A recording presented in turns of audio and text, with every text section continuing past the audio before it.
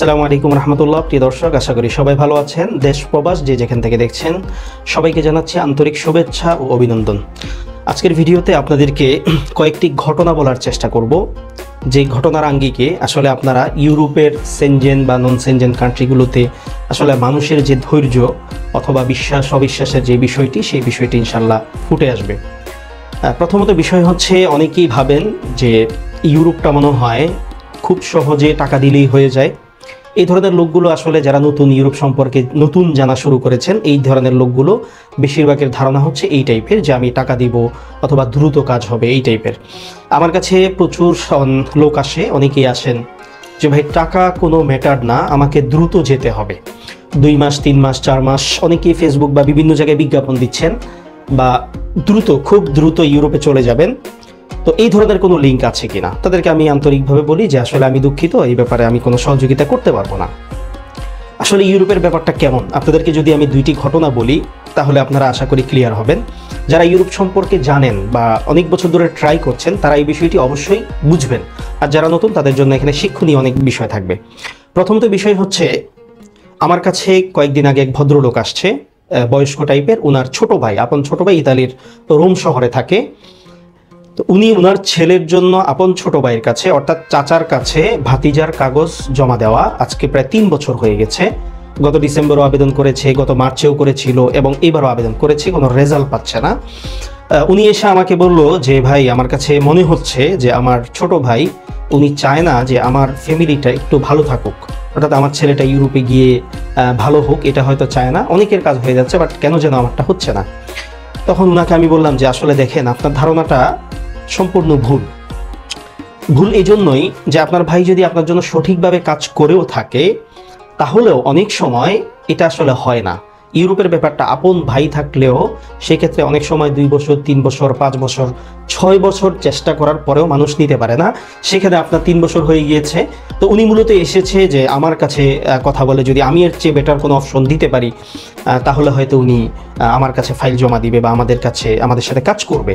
But আমি জিনিসটা ignore করলাম। এই জন্যই আমাদের কাছে আরও কিছু রেকর্ড আছে যে আমাদের কাছেই জমা দেওয়া ফাইল, দেখা গেল আমরা প্রথমে হাঙ্গেরিতে দিয়েছিলাম, অথবা এর আগে দিয়েছিলাম মাল্টাতে প্রবলেম ছিল, ভিসা রিজেক্ট হচ্ছে, তারপরে হাঙ্গেরিতে, তারপরে ইতালিতে, এখনো পর্যন্ত ওয়েটিং। আবার কিছু ফাইল আমাদের কাছে এই যে মার্চে জমা হয়েছে, জমা হওয়ার পরে দুলাস্তা চলে আসছে।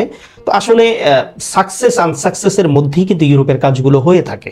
তো আমাদেরও আনসাকসেসের অনেক বিষয় থাকে, যে ফাইল আমরা এক জায়গায় দিচ্ছি, হচ্ছে না 1 বছর 1.5 বছর, আবার দেখা গেল আমার কাছ থেকে বাদ দিয়ে অন্য জায়গায় গিয়ে কিন্তু কাজগুলো হয়ে যাচ্ছে। এটাই হচ্ছে বাস্তবতা।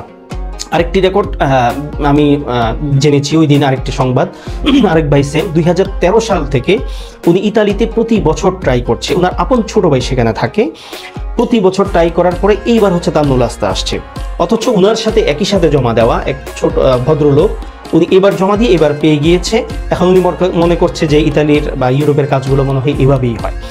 আসলে বিষয়টা হয় কি, ইউরোপটা মানে যারা ইউরোপ নিয়ে অনেক দিন ধরে গবেষণা করেন বা চিন্তা ভাবনা করেন, ইউরোপটা আসলে আপনি সর্বোচ্চ চেষ্টা করার পরেও আপনার এখানে ভাগ্যে যদি না থাকে, তাহলে ইউরোপ আপনার হয়তো ভাগ্যে নেই, উঠবে না। অনেক চেষ্টা করার পর আমি দেখেছি, এরকম অনেক লোককে দেখেছি যে তারা বছরের পর বছর চেষ্টা করা হয়নি, আবার অনেকে একবার হয়ে গিয়েছে। অর্থাৎ সুযোগ থাকলে আপনি ট্রাই করেন, তবে কয়েকটি বিষয় অবশ্যই মাথায় রাখতে হবে। প্রথমত হচ্ছে দ্রুত যে কেউ করে দিবে, এটা নন সেনজেন হোক বা সেনজেন হোক, এটা থেকে দূরে থাকতে হবে। এক্ষেত্রে আপনি ফেক ডকুমেন্টস পাওয়ার সম্ভাবনা বেশি থাকে। আরেকটি বিষয় হচ্ছে ভিসার পরে টাকা, এই টাইপের অনেকেই বলে থাকে, সেটা হচ্ছে একটা টোপ ফেলার মতো। সেই ক্ষেত্রে আপনি হয়তো প্রতারিত হতে পারেন। অতএব যার সাথেই কাজ করবেন আপনি বুঝে শুনে, কারণ এই 2024 যাচ্ছে, 24-এর মধ্যে সেনজেনে কিন্তু অনেক দেশের অনেকে কাজ করছে, আপনি দেখবেন খুব দ্রুত কাজ হচ্ছে। বাট দিন শেষে বর্তমানে আপনি যদি সেনজেনের কথা ধরেন, এখন হচ্ছে রোমানিয়ার কাজ আগের তুলনায় হয়তো ভালো হবে, এটা হয়তো খারাপও হতে পারে, বা ভালোর দিকে যাওয়ার একটা পসিবিলিটি আছে। ক্রোয়েশিয়াটা ভালো যাচ্ছে, ইতালিটা ভালো যাচ্ছে, এর বাইরে অন্যান্য সেনজেন কান্ট্রি এগুলো অত বেশি ভালো যাচ্ছে না, হয়তো কম বা বেশি সবাই কাজ করছে না। অতএব আপনি যখন আগাবেন, সেই ক্ষেত্রে এই বিষয়গুলো মাথায় রেখে কাজ করতে হবে।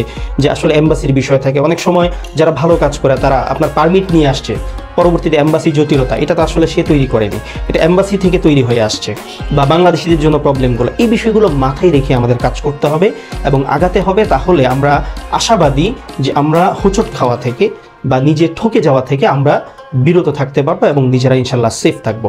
তো দর্শক, যারা ইউরোপ নিয়ে ভাবছেন, সেনজেন নন সেনজেন নিয়ে ভাবছেন, এই বিষয়গুলো মাথায় রেখে যে আসলে আমি সর্বোচ্চ চেষ্টা করব, এরপরে হচ্ছে ভাগ্যের বিষয়টি, এটি মাথায় রেখে যদি আপনি কাজ করতে পারেন, এম্বাসির বিষয়গুলো যদি মেনে নিতে পারেন, তাহলে হয়তো আপনার জন্য ইউরোপের দরজা খোলা থাকবে। অন্যথায় আমি বলবো যে আপনি আসলে ইউরোপের জন্য ট্রাই না করে আপনি মধ্যপ্রাচ্যের কোনো দেশের জন্য ট্রাই করেন, এটা আপনার জন্য ভালো এবং সুবিধাজনক হবে। আজকে এই পর্যন্তই, সবাই ভালো থাকবেন, সুস্থ থাকবেন। আসসালামু আলাইকুম রহমতুল্লাহি ওয়া বারাকাতুহু।